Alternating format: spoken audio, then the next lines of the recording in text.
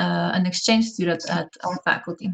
So first of all, to introduce myself and my colleague, my name is Natasha Bracco, and my colleague, whom you can see up there, is Anna Brandt. We both work at Radboud University, as we already said, and we work at the international office of our faculty, which is Nijmegen School of Management. Our international office is called the Internationalization, Communications and External Relations Department. And I work at the International Mobility Office, and Anna works as an Admissions and Recruitment Officer.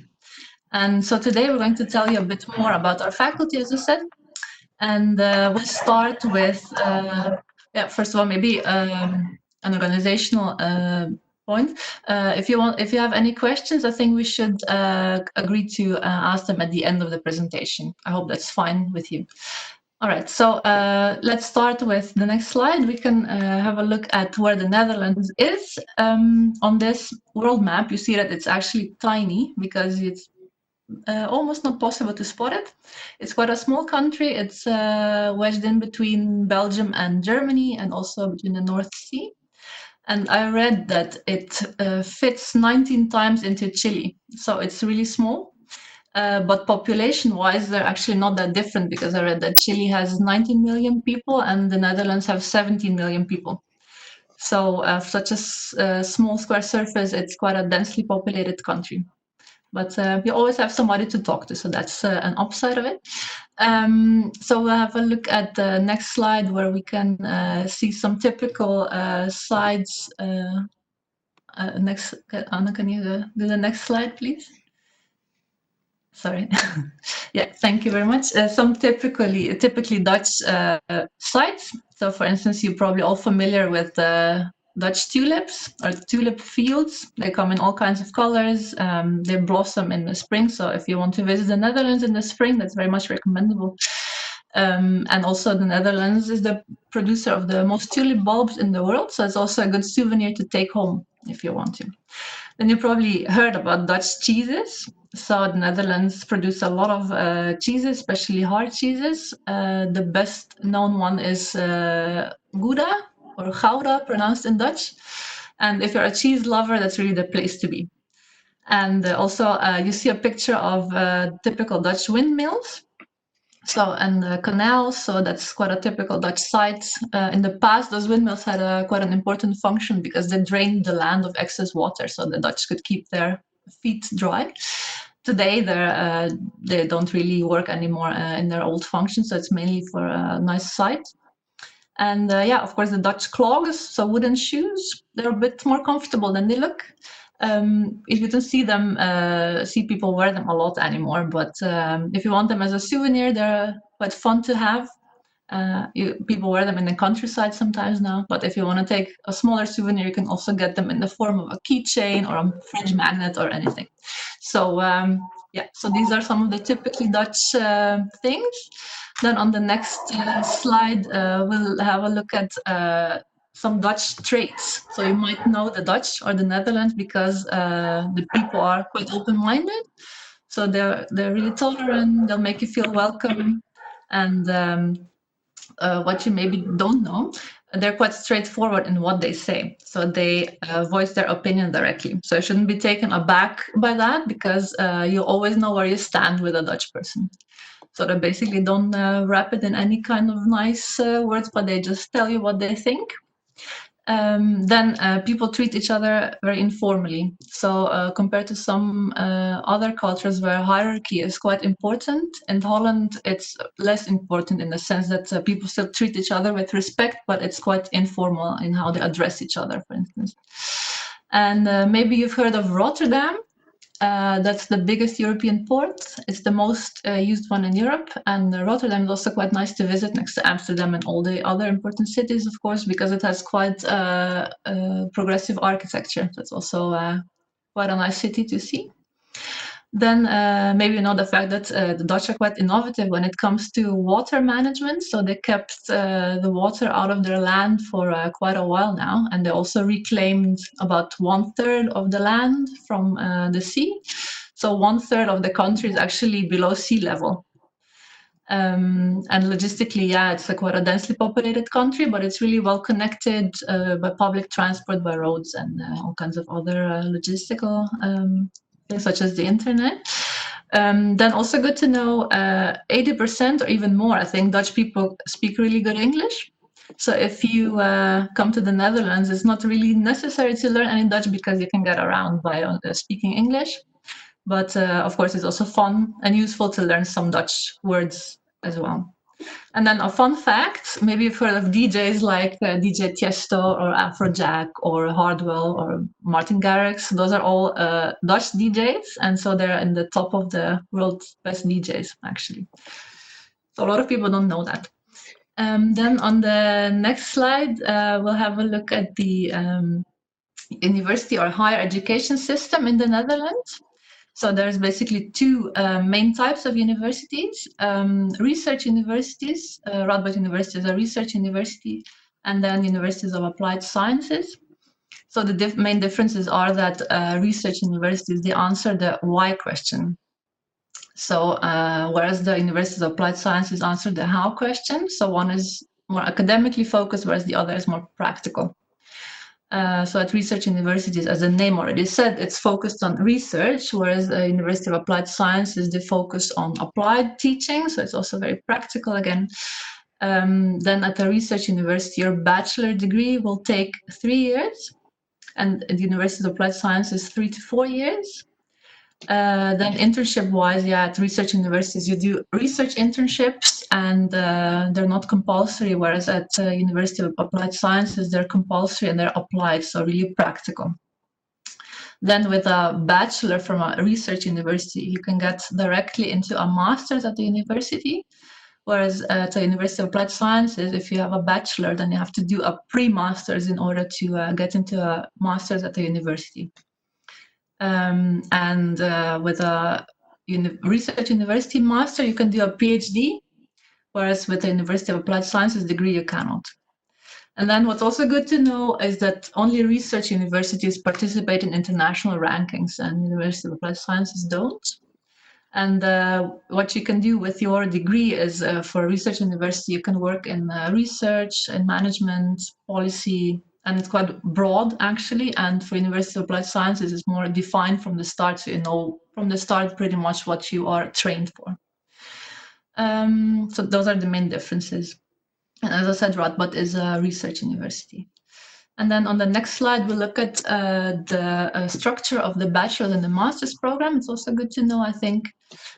So as I said, at the university, you have a bachelor's program that takes 3 years. And in the first year, you are introduced to the field. So you get familiar with all the important topics within your field. And then hopefully towards the end of the year, you find your focus, and then you can focus and broaden your focus in the second year. And then in year 3, you already prepare for your master's, and you also write your thesis. And then at the end of year 3, you hopefully have your bachelor's degree. And then you continue with your master's specialization. So you specialize in a certain field. And typically it takes 1 year. It can also take 2 years, depending on their field. And you can get a Master of Science, or Master of Arts, or any other masters, depending on, again, the field of your studies. Right, so we'll continue with Anna. So Anna was going to tell you a bit more about Nijmegen. So there's the city where Radboud University is located in. And Anna's going to tell you a bit more about the most important things about Nijmegen. Yes, so Radboud University is located in Nijmegen, as Natasha already said. And Nijmegen is a medium-sized city located in the southern eastern part of the Netherlands. So it's located very close to the German border, as you can see. And it's a very safe city. So it's deemed to be one of the safest cities in the Netherlands. It, despite being so far east, has a very good connection to other cities and also to some other airports. So if students want to travel around Europe, it's very easy to go to Weeze Airport, for example, or Eindhoven, where you will find some cheaper flights. It also has an excellent connection to Amsterdam Airport, so Schiphol Airport. It's only 1.5 hours by train, and there's a direct train connection. Which also means that, of course, if you want to go to Amsterdam for the weekend, that's also very easy. But as well as our biggest airport, Schiphol in the Netherlands, it's also quite close to Düsseldorf. So students sometimes also choose to fly there, because the flights can be a little bit cheaper as well. So that's something that's good to know. Then we have a very large student population in Nijmegen, so it's a very lively student city, and approximately 15% of all of the inhabitants in the city are students.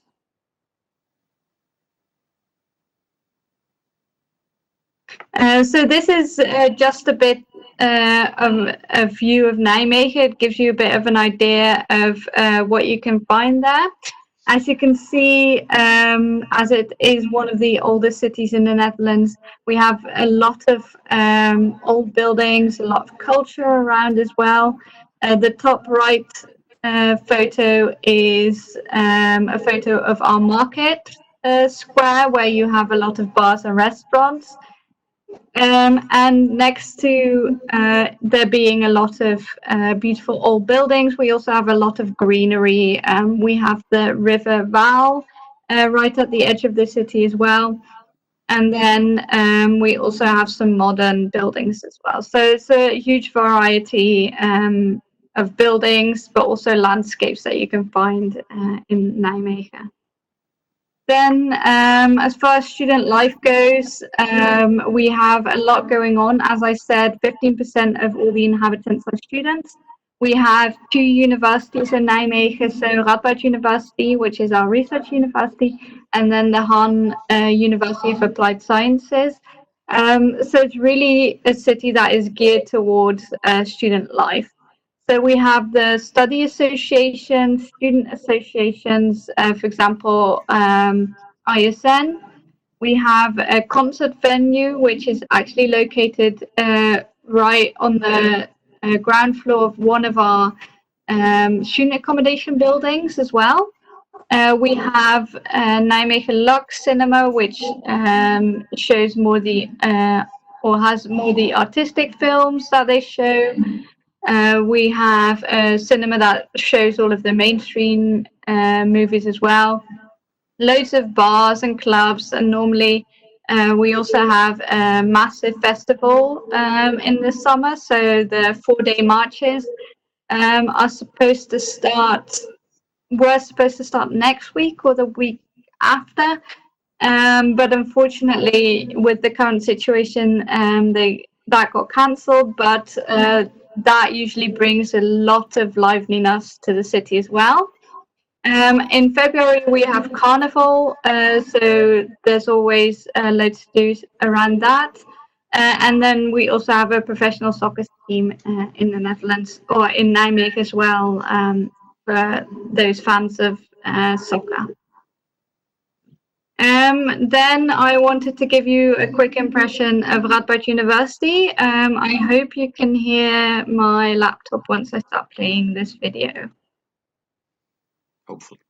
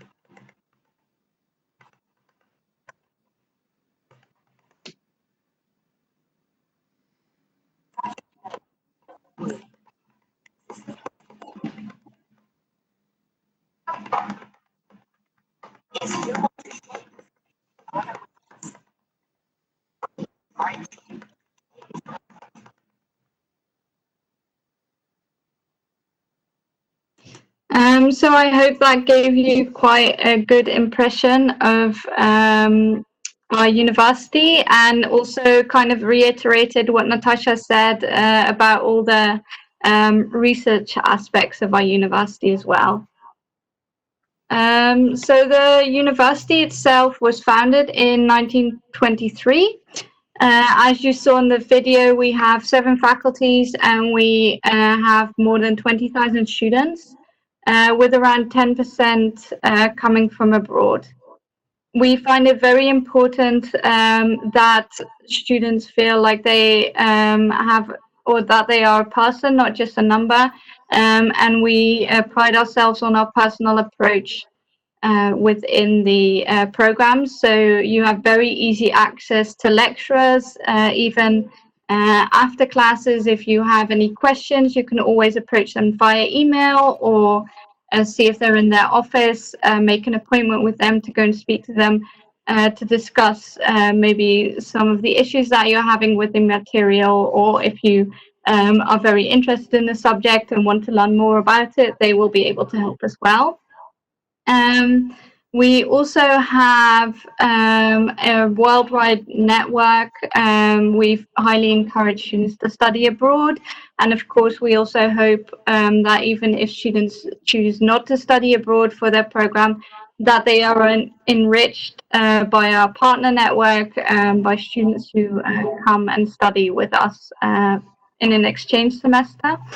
And we also always try to get guest lecturers into our programs as well, so that you really get that experience from the field. We have really good study and sports facilities. We're constantly renewing our campus as well. So we are currently building the new building for the social sciences, for example. The Nijmegen School of Management just moved to a new building about 2 years ago. So we're constantly updating the campus as well. And then student housing is very close by, and the city centre is only 10 minutes from the campus as well. Then this is a bit more information on the facts and figures of our university.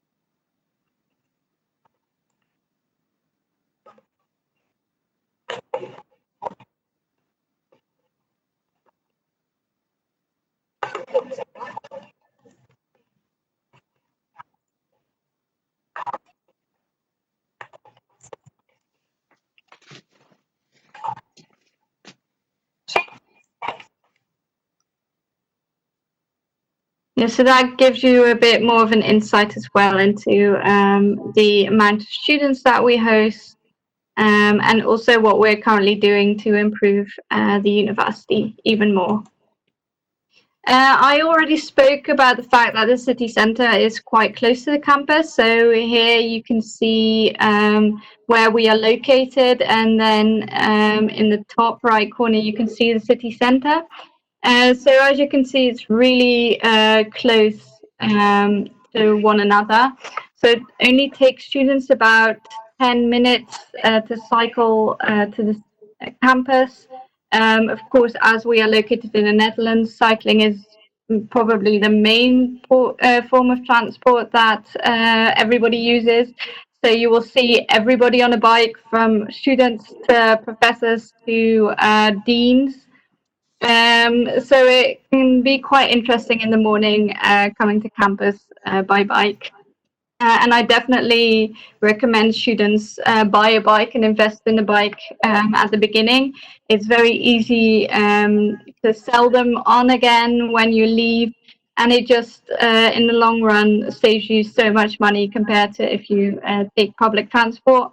And I also find the flexibility of cycling really nice. So you don't have to wait for the bus. You don't have to be concerned that you're going to miss the bus or anything. So I can highly recommend buying a bike and getting on it and cycling. Then these are the faculties and research institutes. Of course, we are here representing Nijmegen School of Management, but we have many different faculties as well. And what we find very important at Radboud University is that a lot of our subjects and a lot of our programs are interdisciplinary. So within the faculty, we very much see programs working together, but more and more it's also inter-faculty. So, for example, with the Faculty of Law or the Faculty of Sciences as well. That's something that we find extremely important.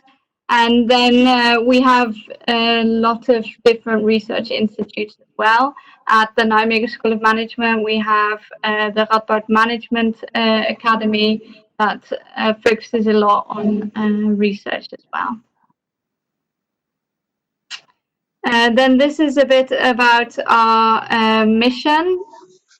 So we provide high quality and innovative knowledge about management, governments, and organizations in society. And we find that very important. Recently, we've also really been looking into sustainability. So not just sustainability on a environmental level or ecological level, but also on a business level. So how you so if you're looking at businesses, how can you make sure that their business model is actually sustainable for the future? So that's also something that we find very interesting and important as well. Our student body is 4,800 students. Last year, or this academic year, we were able to pride ourselves with being the biggest faculty of the university. So that's something that we were very proud of. Of course, we hope to keep it up for next year, but we'll have to kind of wait and see what the developments bring. So our strengths are the fact that we have multidisciplinary research collaborations, as I already discussed. We are very much involved socially as well within the region. And our students highly evaluate the teaching of our professors as well. This is the new building that I mentioned. It's called the Elinor Ostrom building, and it opened 2 years ago, or 2.5 years ago, I should say. So it's one of the newer buildings on campus. It's also our home. So if you do come and study with us, you will find all the study associations here. You will find all the professors here. All the administrative staff as well, so the International Mobility Office, you will be able to locate easily as well. So this will really be the hub for your studies. Then these are the programs that we offer in the bachelor's program. So as you can see, some different programs than what you would maybe see at a School of Management. But we find that this mix really works well for us, and the programs work well together as well. And these are all of our master programs. We have a lot of different specializations, so too many to list. But if you are interested in any of these programs, you can always have a look on the website as well to see exactly where we specialize in. Then some practical information. We have about 15 hours of class per week, and we expect students to self-study for about 25 hours a week. So in total, a full-time program of about 40 hours a week. We find small-scale education very important. So lectures tend to vary between 45 to 150 students, depending on the program that you're studying. And then the working groups are about 25 to 30 students. So the working groups are the groups where you really you get that one-on-one connection with the professor. You really get to ask very in-depth questions. You will very often be working in a group as well, and working on case studies, presentations, those kind of things. So that's more the slightly more practical area of the study. For the bachelor, for example, you will have or a semester will be 2 blocks. In block 1, you get the courses 1 and 2, and in block 2, you would get courses 3 and 4. And then next to that, you have a larger integrative subject as well. So it's either a project, most likely something like that, and that spans throughout the semester. So that means that in the end, you have completed 5 courses. Here you can see some of the examples of our smaller scale teaching. So you have the example of the working group that I mentioned on the left, and then on the right, you can see that they're more in a lecture style classroom. For the exchange mobility, we had about 200 incoming exchange students and 181 outgoing exchange students. So we have a few more coming in than going out. And for international students, we generally have about 80 bachelor students and around 60 to 80 master students as well. Our programs also offer pre-masters. So we often see that the pre-master students then continue into the masters, and that's quite a nice stream as well. So I will hand over to Natasha again. Yeah, so in this part of the presentation, I'm going to tell you a bit more about what you need to do to become an exchange student at our faculty. So the first prerequisite is that there has to be a partner agreement, which we of course have with your university, University of Chile, and it's in the field of business administration and economics. So students of this background can apply for exchange. We have 4 places. This means 4 semester places, so that means 1 per semester. And if a student wants to come for a year, then he basically takes 2 semester places. then it's quite important to know or to have a look at the academic calendar if you decide to become an exchange student here, because I saw that your autumn semester is actually your second semester, so it's exactly the other way around this year. So we have the first semester in the autumn and the second semester in the spring, and at Chile it's exactly the other way around. So that's good to bear in mind. Then, as Anna already mentioned a bit, we work with blocks. So we have 2 semesters, and each of those semesters is subdivided into 2 blocks. So the first semester has block 1 and block 2, and the second semester has block 3 and block 4. And that's important to know because the courses, they usually run for 1 block. Some of them run for 2 blocks. But when you choose courses, you have to look at the block as well, because that's basically what's stated in the course description.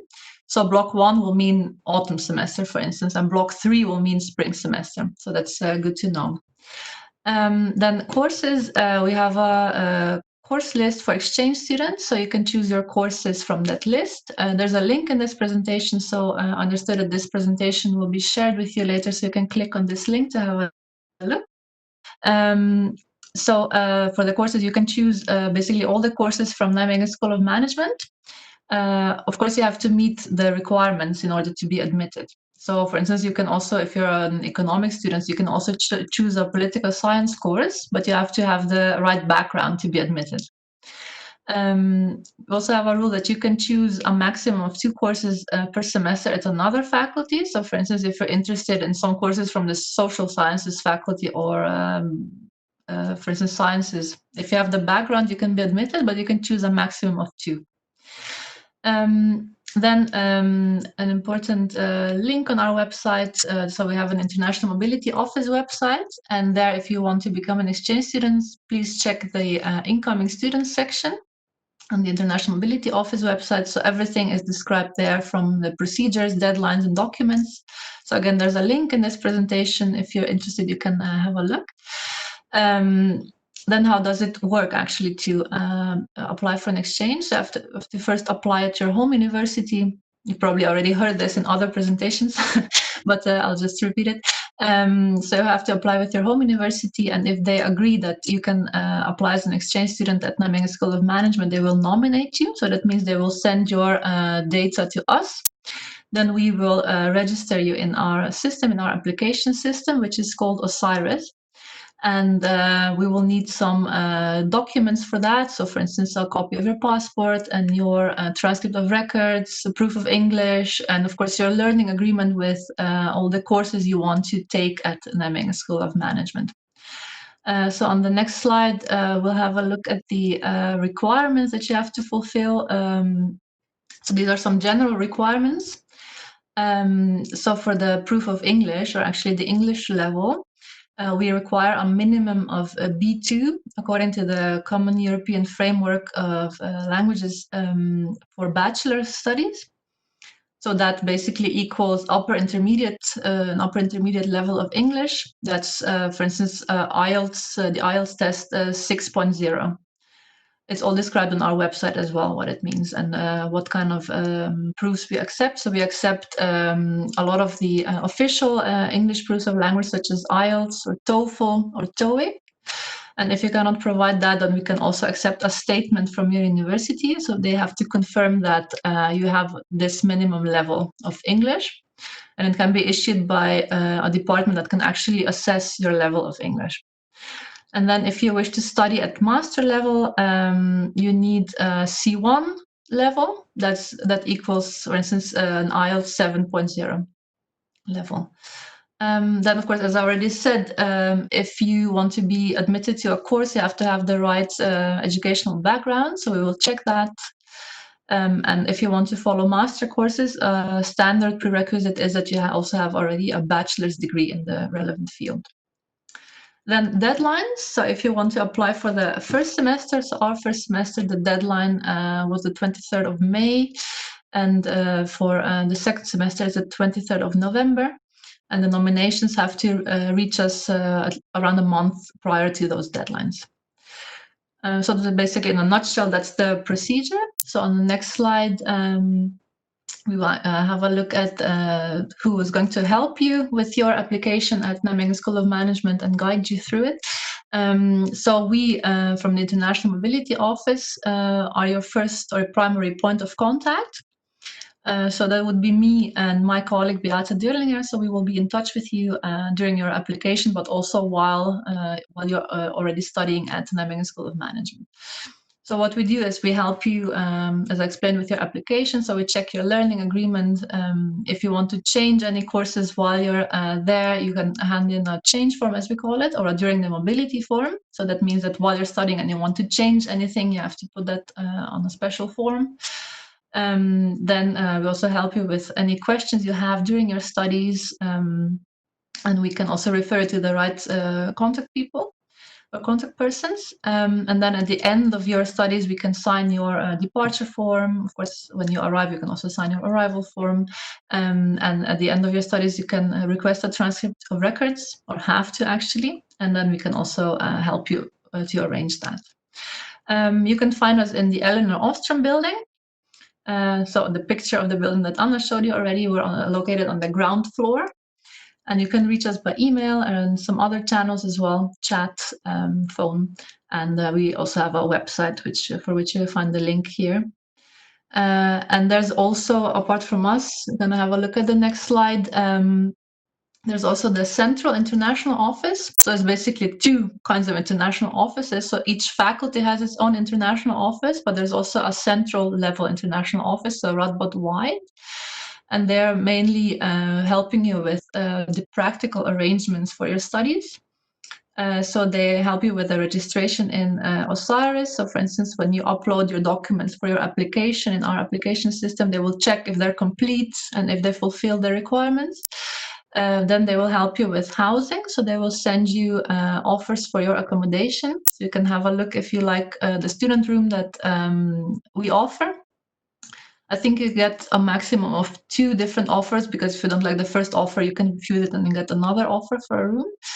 And then they help you with your visa and your insurance, so health insurance. And they also arrange the orientation days for international students.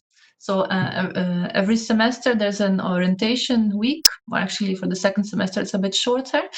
So you will meet your fellow students, you will find out all the important information about the campus, you will have a campus tour and a tour of the city, so you will have all the important information about studying in Nijmegen at Radboud University before you actually start.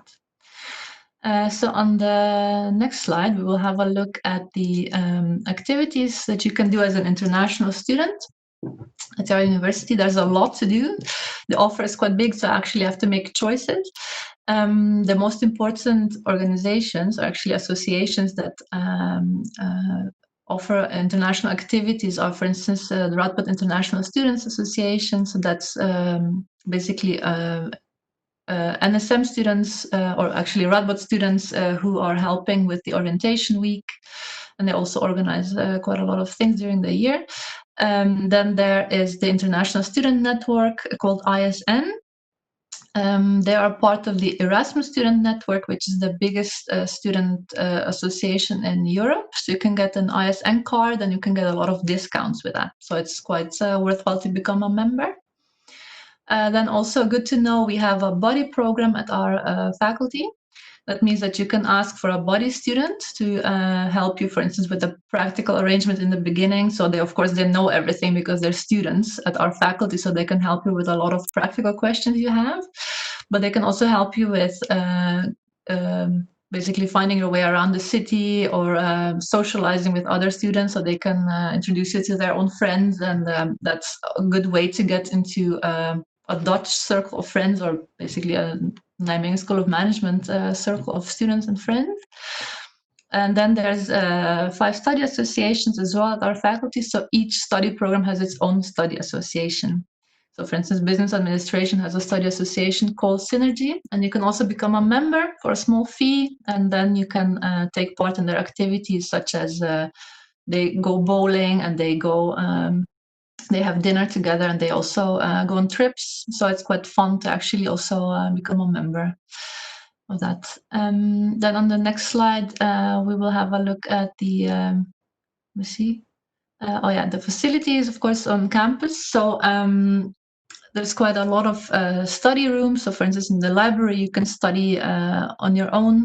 There's also places where you can study together as a group. You can bring your own laptop, and there's also spots where you can use a public computer. So every faculty has those spots, and there's no need to reserve. You can just sit down and use it if it's free. So that's an impression of the library and also some different faculties on our campus. Then on the next slide, it's also good to mention we have a sports center on site, so on campus. So that's actually the other half of our building. It's the sports center, so really handy if you're an Elinor Ostrom based student, so you can just go to the sports center directly. So we have a lot of inside and outside sport facilities. So if you can get a sports card, and then you can use all the facilities if you like. So that's if you are into sports, that's quite a good thing to do. Then on the next slide, we can have a look at some of our student accommodation. So we, as I said, international students or especially exchange students, they get offered a room by our housing office. So you'll receive an offer. There's several different dorms.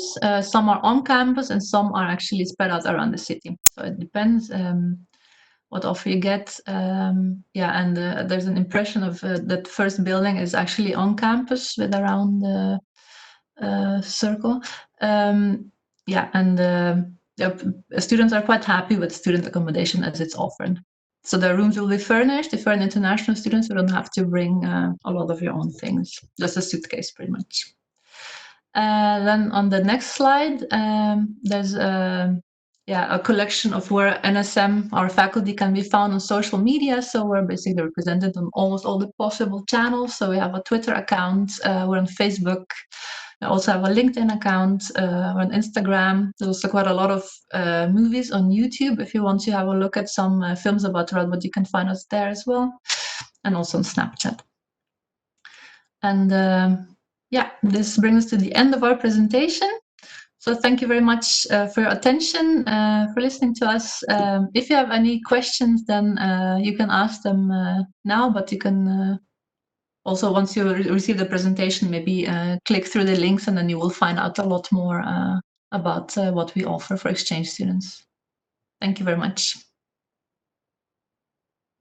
Thanks to you, Natasha and Anna. Very good, very interesting presentation. Now the time has come for some questions from the students. Please, just have to click on the microphone.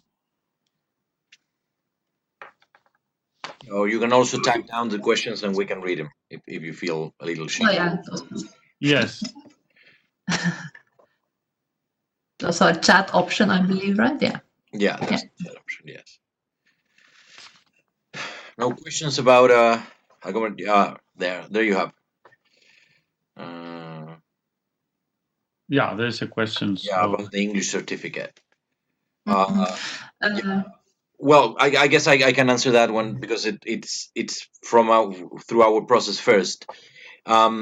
Everybody goes through our FEN process, application process first. So we are the ones assessing your certificates, and we are coordinated with Radboud in this case. So IB, no, we don't accept it. But if you have a very specific question about it, you can ask through our email anyway. But in general, no, we only accept. Natasha already mentioned IELTS, TOEFL, and we especially we accept the APTIS test. But you can ask especially specifically through our email. Any other questions? Accommodation, transport, cost of living. Maybe what's the cost of living? Generally, we get that question. Maybe Anna can answer that. So we recommend that international students have about I would say 750 to 900 euros per month at their disposal. And that includes everything. So that includes housing, that includes just general costs of living, transport, health insurance, mobile phone, all those kind of costs that you can think of. We find it important that students have a little bit too much and maybe save rather than they are struggling every month. But we also find that students can be very inventive, of course, and it also, I always say it depends where you do your groceries. If you go to the biological supermarket, you will be spending a lot more than if you go to the Aldi or the Lidl, which are our budget supermarkets. So it is very, very personal for the students as well. But if you look at the cost of accommodation, which are about 370 to 470 euros, then 700 euros doesn't seem that crazy because that doesn't leave you with that much room in the end. Okay. So around 4,000 euros for the whole semester should be suitable. Yeah, 4,000 to 5,000 euros, I would say. I know that the IND for the visa, at least for incoming degree-seeking students, always needs about 10,000 to 11,000 euros that students need to prove. For non-EU students, that is for their visas. I'm not sure what it's like for exchange students, whether they need to prove any amounts or anything. All right. As far as I'm aware, they don't have to prove anything. They just have to pay for the visa. Okay, then that makes it a bit easier because then the amount doesn't matter that much. Yeah, as far as I'm aware, because that's also something that the Central International Office arranges, so we're not really involved in the visa process. But if there's any specific questions, you can also just send an email to us and we can ask for you how that works. Then I see as well a question about the sports facilities, whether they're all open for exchange students. Yes, so as long as you pay the fees for the sports center, then you can use any of the sports facilities that you want. I believe this fee is about 110 euros a year, so that would be about half for the semester. And then you don't have to pay anything extra for any of the facilities, so you can use as much as you want. All right. And there was another, thank you. And there was another question about the master. Well, a two-part question. For the support from University of Chile, no, there is no support. After you finish your bachelor degree, you're done with that, and then if you want to apply for a master's, you do it on your own.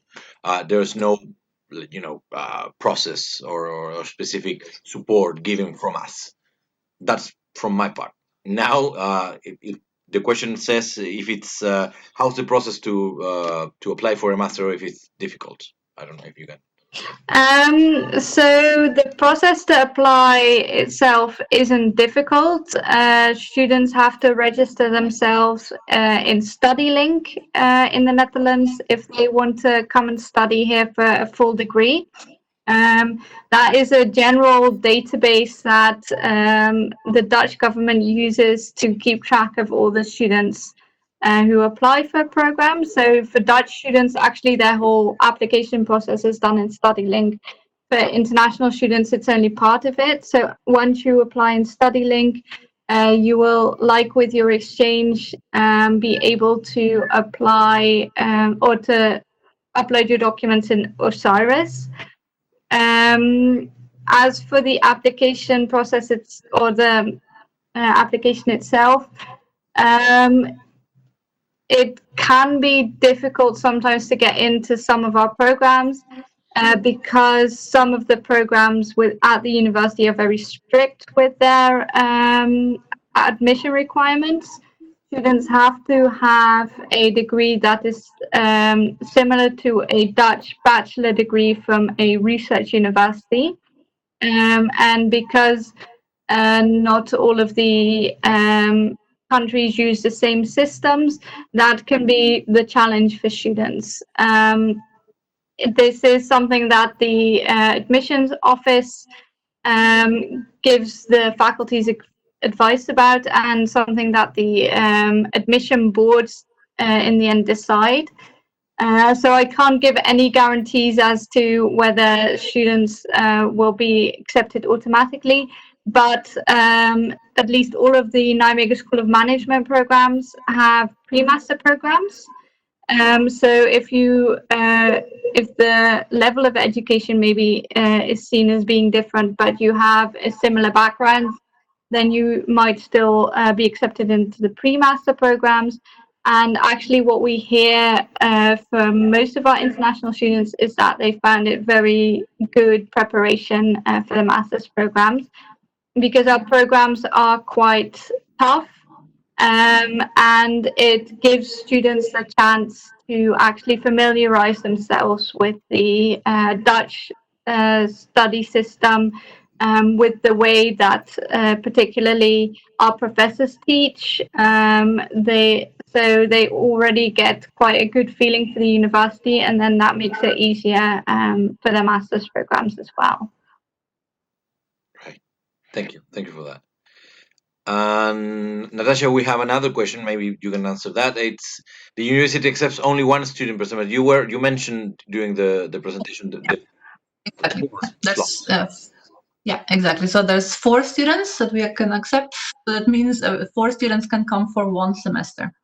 So you can choose your semester, of course. If you want to come for a whole year, that means that you take 2 semester spots, because you take the first semester and the second semester. So that would then count for 2 places. But there's 4 students that we can accept in 1 year.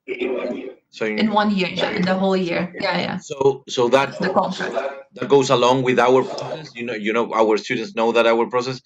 Every university has 2 spots, 2 semester spots per semester. So yeah, it's the same. We're on the same boat. It's fine. Yeah. Right. Any other questions? We're over, almost getting to the hour. So any last question that you have? If you have more questions, you can always send it to us through our email, or contact Natasha and Anna directly through their email. So any last question? No, I guess we're done. Eric?